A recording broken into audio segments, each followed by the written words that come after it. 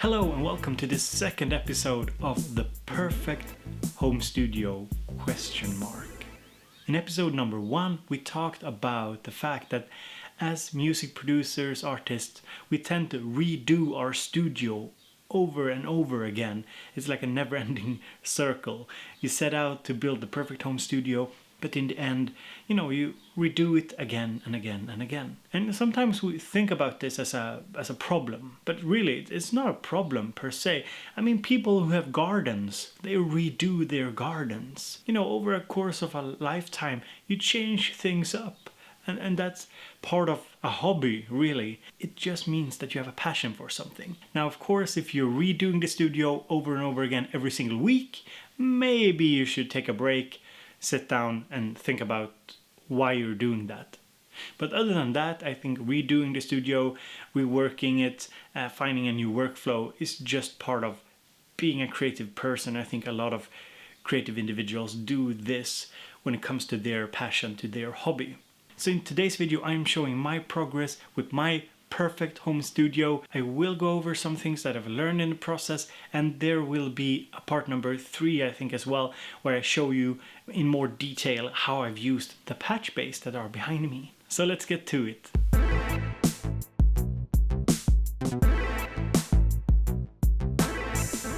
So the mailman was just here, delivered a lot of stuff for the studio.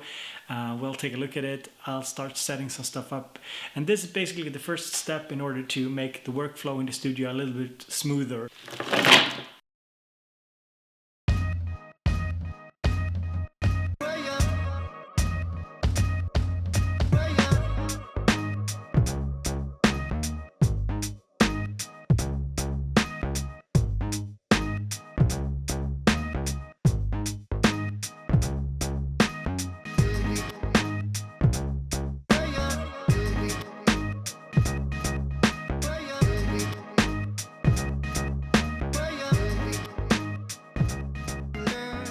At this point, you're probably scratching your head wondering why all the tape.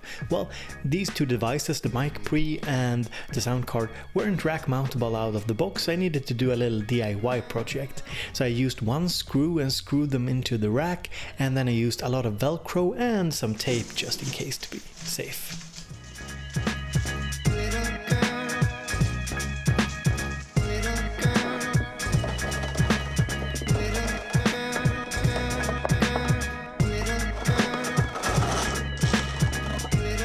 And as you can see here, I used a lot of Velcro both on the bottom plate and on the sides of this rack shelf and on the side of the mic pre as well. And while I wouldn't recommend the method, it did work really well.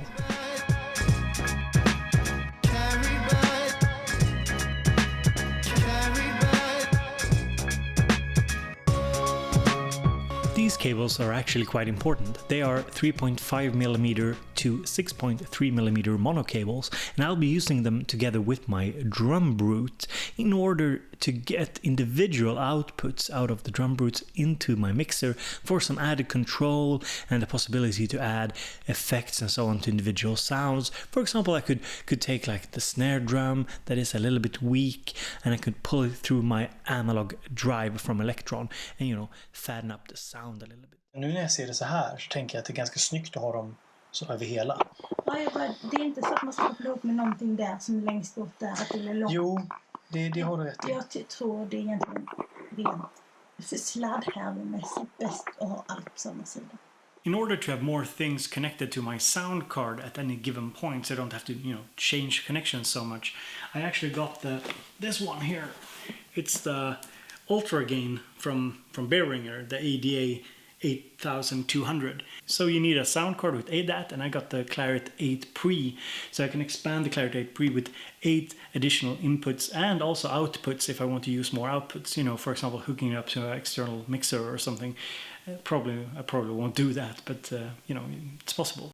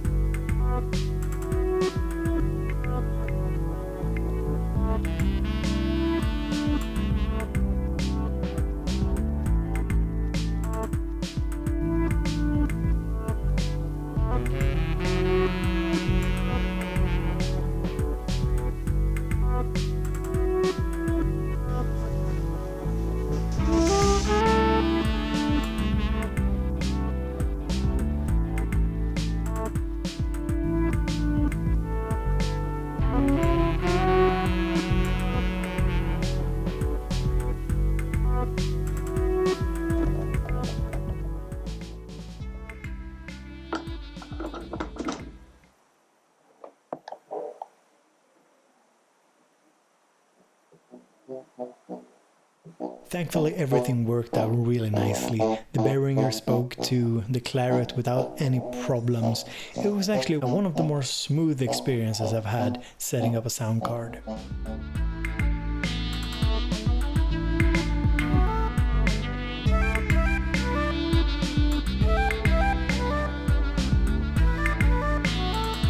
So the next step was to hook up the electrons to my patch bay as well as the inputs of my sound card to the patch bay. Since the patch bay is half normalized, that means that when you have an output from a synthesizer connected to one of the slots of the patch bay and the inputs of a sound card, for example, to the port below, the sound just goes from the output to the input, so you don't need to patch anything. And this worked really smoothly.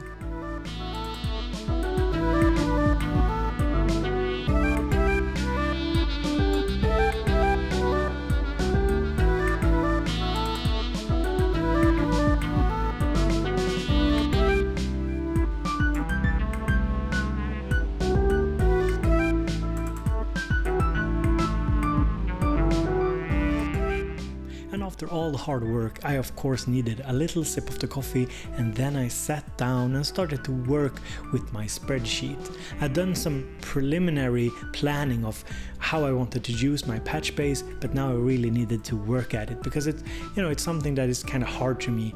It's not something that came naturally, understanding how a patch bay works. But ultimately, you really have to sit down and do this, because otherwise you won't really know what you want to connect, and you probably have to redo it a lot of times. Well, you probably have to redo it anyway, because we always evolve our workflow. I mean, this is kind of the point of this video, that you're never done with your studio. But one concept that I learned that I found was really useful was the idea that patch bays are normalized or half normalized. This basically means that the top row sends audio to the bottom row.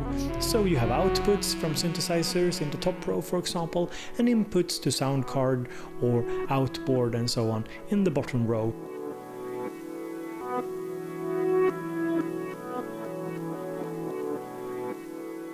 So as you can see, I've come a long way, but there's still a lot of work to be done here. I need to figure out how I want to patch things.